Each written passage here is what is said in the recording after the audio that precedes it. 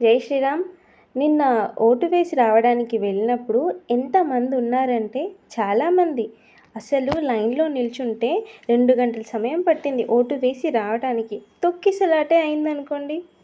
భారతీయులు మారుతున్నారనుకుంటే ఏమో అనుకున్నా. చాలానే మారిపోయారసలు. ఇంత మార్పు ఏనాడూ చూడలేదు. తెలంగాణలో 61% మంది ఓట్లేశారు. మిగతా 39% మంది ఏం చేస్తున్నారు? మీరు ఈ దేశం వారు కాదా? మీకు అవసరం లేదా? ఈ 61%లో మెజారిటీస్ ఎంతమంది వేశారు? మైనారిటీస్ ఎంతమంది ఓటేశారు? సరే, ఏం చేస్తాం, ఎవరి అభిప్రాయాలు వారివి, అంతే కదా.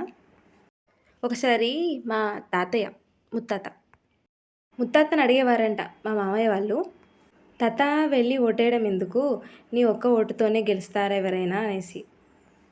అప్పుడు తాత అన్నాడు కదా, నాకు శవానికి తేడా ఉంది నాన్న అన్నాడంట.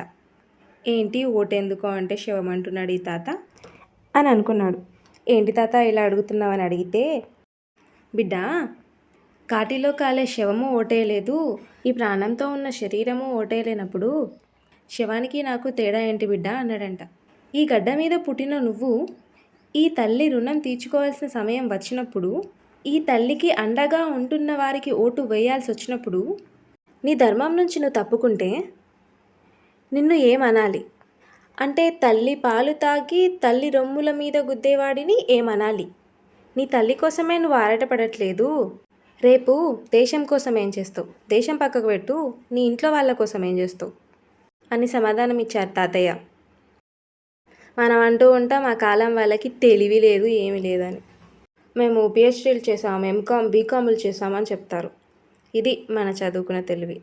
ఈ ఓట్లు వేయని వాళ్ళే ఉంటారు. అసలు ఏం చేశారని, రోడ్లు సరిగా లేవు, చెత్త అట్లనే ఉంది, పిఎంసీఎంలు వచ్చి మీ ఇంటి ముందు చెత్త తీస్తారా అంటే వాళ్ళకి వేరే పనులు లేవా? మీ ఇంటి ముందట చెత్త ఎక్కడుందా, చెత్త తీసి చెత్త కుప్పలో వేయాలా? వాళ్ళకి అదే పనా? మీరు ప్రశ్నించే ముందు మీరు ఓటు వేశారా లేదా అని మిమ్మల్ని మీరు నిలదీసుకోండి, ఆత్మవిమర్శ చేసుకోండి. మీరు ఓటు వేస్తే మీకు ఎదిరించే హక్కు ఉంది, మాట్లాడే హక్కు ఉంది. ఓటు వేయని వాళ్లకు ఆ హక్కు లేదు. కొందరు అంటూ ఉంటారు, ఓ వచ్చిందండి చెప్పడానికి అని. ముందు ఓటు వేశారా మీరు ఓటు వేస్తే మీకు మాట్లాడే హక్కు ఉంది, లేదా లేదు. అయినా మీకు ఇప్పుడు అర్థం కాదు. ఒక కాశ్మీర్, ఒక బెంగాల్, ఒక తమిళనాడు, ఒక కేరళ, ఒక కర్ణాటక, ఒక బీహార్, అప్పుడు కూడా అర్థమవుతుందో లేదో. కళ్ళు మూసుకొని పిల్లి పాలు తాగుతూ నన్నెవరూ చూడట్లేదు అనుకున్నట్టే మనం అలానే కళ్ళు మూసుకొనే ఉంటాము. తెరిపించినా తెరవము, మనకు అది అలవాటు లేదు. ఒక పండు ముసలమ్మ 95 ఏళ్ల బామ్మగారు ఓటేశారు. 2 చేతులు లేని ఒక అమ్మాయి, ఒక అబ్బాయి వెళ్ళి ఓటేశారు. మనకేమైంది? ఆరోగ్యం బాలేని వారంటే వాళ్ళని పక్కకు పెడదాం. అన్నీ మంచిగానే ఉండి ఓటు ఎందుకు వేయలేకపోతున్నారు? ఇదేనా మీ పిల్లలకు మీరు నేర్పించవలసింది? మీరే ఇలా ఉంటే రేపు వాళ్ళు ఇంకెలా తయారవుతారు? ఒక్కసారి ఆలోచించండి.